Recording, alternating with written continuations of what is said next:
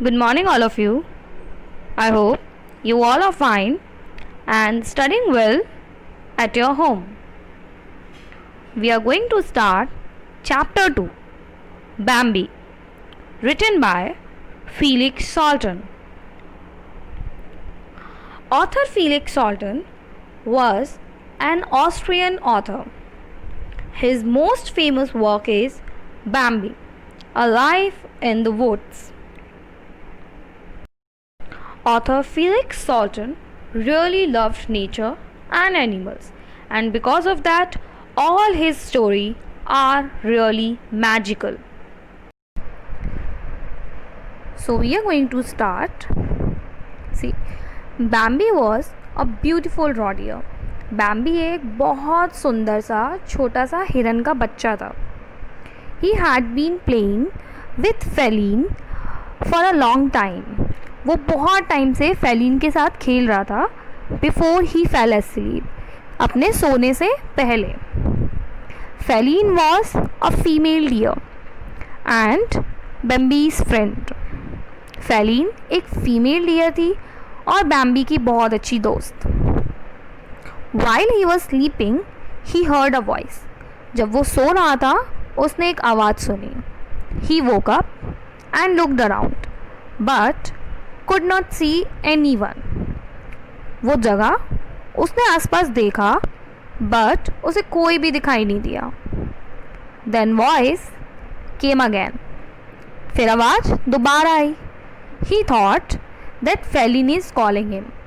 उसे लगा कि जो फेलिन है वो उसको बुला रही है. He started to run towards the sound. वो साउंड जहाँ से आवाज़ आ रही थी वो उसकी तरफ भागने लगा. But then a deer stopped him. लेकिन तभी उसे एक डियर ने रोक लिया. ही आस्क्ड, और उसने पूछा तुम कहाँ जा रहे हो. Bambi replied that he is going to search Faline. Bambi ने उसे बताया कि वो फेलिन को ढूंढने जा रहा है.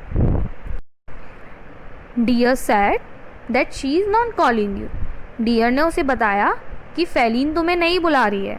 But Bambi could not resist himself from following the sound. लेकिन बैम्बी खुद को उस आवाज़ को फॉलो करने से नहीं रोक सका.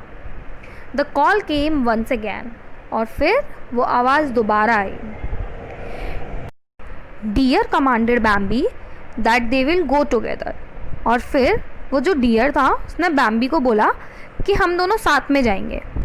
He said that you please stay behind him. उसने बोला कि तुम मेरे पीछे रहो एंड मूव स्लोली, और बहुत धीरे धीरे चलो. Bambi though was very impatient but he dare not to oppose. Bambi यूँ तो बहुत ज़्यादा इम्पेशेंट था, उतावला था उस आवाज़ को अपनी फेलिन दोस्त को ढूंढने के लिए. But he dare not to oppose. लेकिन उसकी उसे मना करने की हिम्मत नहीं हुई. Deer was moving so cleverly. Not a single sound came. Not a leaf got disturbed. At last, they drew nearer to the sound.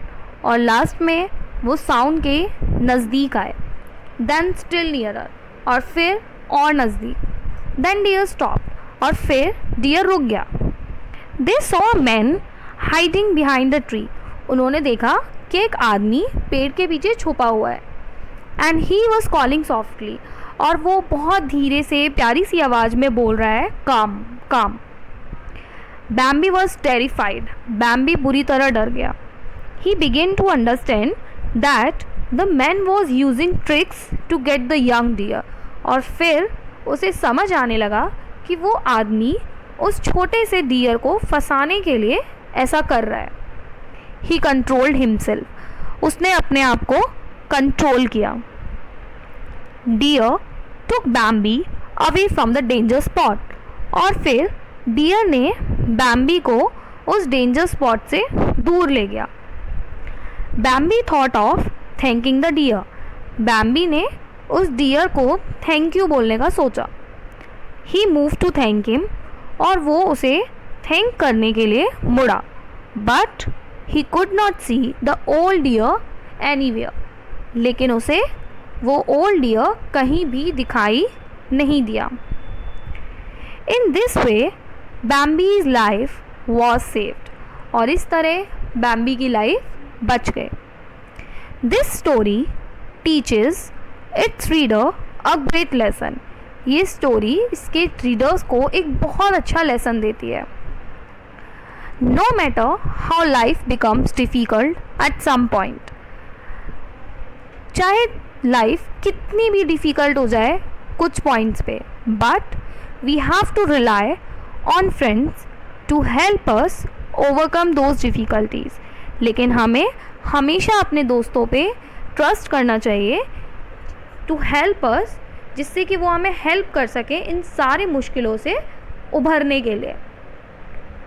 We can never give up, हमें कभी भी गिव अप नहीं करना चाहिए। We can never surrender and never lose the good in ourselves, और कभी भी अपने अंदर की अच्छाई को खोना नहीं चाहिए। Thank you.